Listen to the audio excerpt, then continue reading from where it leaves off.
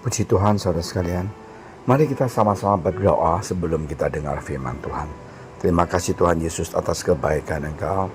Terima kasih atas kasih sayang Engkau. Terima kasih Tuhan atas kematian Engkau di kayu salib untuk menebus dosa kami. Hari ini kami mau datang dengan rendah hati. Biar Roh Kudus menjamah kami, yang menyampaikan, yang mendengarkan. Tuhan Engkau kuatkan iman kami. Terima kasih ya Bapa. Dalam nama Engkau Tuhan Yesus kami berdoa. Amin. Saudara sekalian, kita hidup di dunia ini. Tidak mungkin kita mengatakan, oke, saya punya hidup semuanya itu akan lancar. Di dalam kehidupan kita, pasti banyak masalah. Ya. Nah, masalah apa? Masalah yang tidak menyenangkan, masalah susah, masalah tertekan, masalah keluarga, dan segala-galanya. Nah, hari ini kita mau sadar bahwa Tuhan Yesus kita adalah sumber penghiburan. Penghiburan itu beda sekali dengan orang. Oke, saya pernah dengar satu cerita. Dia orang kaya tinggal di Pantai Mutiara, dan papanya sudah mau mati. Dan dia panggil orang yang paling terkenal ya untuk supaya membuat ayahnya itu bisa ketawa, menghibur ayahnya karena udah stage 4, ya udah stadium 4, ya sudah tidak akan lama lagi menurut dokter. Dan anak-anaknya itu sedang mau menghibur papanya. Dan orang yang datang menghiburin itu dibayar mahal sekali. Ya, kurang lebih ya sekali datang 20-an juta, 30 juta itu loh ya. Dan sering datang supaya papanya bisa ketawa, menghibur papanya. Nah, sesudah dia pulang, papanya akan sakit lagi, akan sedih lagi, ya bukan? Jadi tidak ada penghiburan yang benar-benar masuk ke dalam jiwa dan raga dia dan tenang. Menghibur itu hanya sebentar ya. Kemungkinan 1 jam, 2 jam dia happy. Nah, apa yang dikatakan di Alkitab 2 Korintus 1 ayat 3-4. Terpujilah Allah, Bapa Tuhan kita Yesus Kristus, Bapa yang penuh belas kasihan, dan Allah sumber segala penghibur, yang menghibur kami dalam segala penderitaan kami.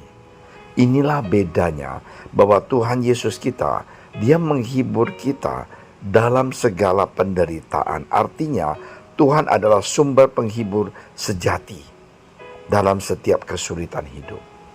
Bukan hanya 1 jam, bukan hanya 2 jam, tapi selama-lamanya. Inilah indahnya kita jadi anak Tuhan. Beda sekali dengan orang yang tidak kenal Tuhan. Kita mempunyai kekuatan melewati Tuhan Yesus yang bukan hanya menghibur kita sebentar, tapi selama-lamanya. Nah, bagaimana dia menguatkan kita? Firman dia menguatkan kita. Di dalam kesusahan, firman Tuhan akan menguatkan kita. Dan Roh Kudus aneh sekali bekerja di dalam kehidupan kita. Buat saya, aku senang sekali dengan caranya Tuhan kadangkala. Ya, saya sering bercanda, seandainya katanya Tuhan berkati apa yang kita mau, bukan dia yang mau, kita akan menjadi orang yang sombong. Yesus, dia adalah Tuhan yang baik. Dia adalah Tuhan yang cinta kita. Dia tahu apa yang terbaik buat kita. Nah, saudara sekalian, ingat satu ayat. Tuhan dekat dengan orang yang hancur hati. Jadi waktu kesusahan, waktu kita kesedihan, waktu kita tertekan, hancurkan hati kita. Mazmur 34 ayat 18. Mazmur 34 ayat 18. Tuhan itu dekat kepada orang-orang yang patah hati, dan ia menyelamatkan orang-orang yang lemuk jiwanya. Kalau kita patah hati, jangan ke tempat lain. Carilah Tuhan Yesus kita. Dia akan kuatkan kita. Artinya saat hati kita paling sakit, Tuhan justru paling dekat, dan Tuhan memberikan kita kekuatan untuk menang atas segala percobaan dan tekanan kita.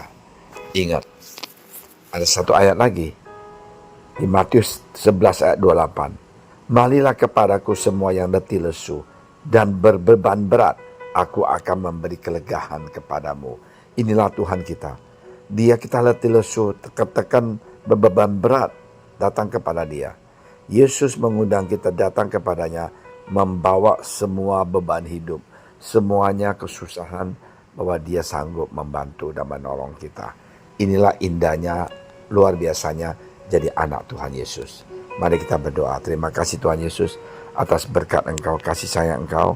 Biarlah Roh Kudus bekerja menjamah kami, supaya kami kuat di dalam Engkau, dan Tuhan bisa dihibur oleh Engkau dan mendapatkan kemenangan. Terima kasih Bapa, dalam nama Engkau Tuhan Yesus kami berdoa. Amin.